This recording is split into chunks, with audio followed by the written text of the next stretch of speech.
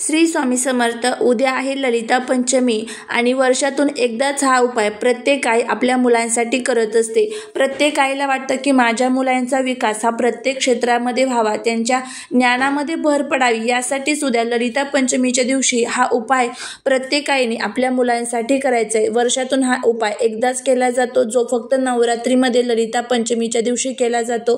तर या दिवशी तुम्हाला काय करायचं आहे, मध घ्यायचं आहे. आपला मुलगा कितीही लहान असला किंवा कितीही मोठा असला किंवा मुलींसाठी सुद्धा तुम्ही हा उपाय करू शकता. मध घ्यायचा आहे, तुळशीची काडी घ्यायची आहे आणि त्यानंतर ती काडी त्या मधामध्ये बुडवायची आहे आणि मुलांच्या जिभेवरती तुम्हाला एम हा जो सरस्वतीचा बीज मंत्र आहे तर त्या मधाच्या साहाय्याने काढायचा आहे.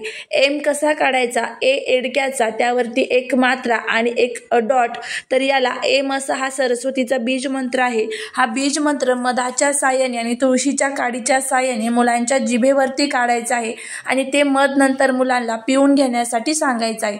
अशा पद्धतीने हा उपाय जो आहे तर तो उद्या तुम्हाला करायचा आहे. प्रत्येक आईने करा. सुतक पिरियड्स असले तरी करू शकता. करून बघा, फायदा होईल. श्री स्वामी समर्थ.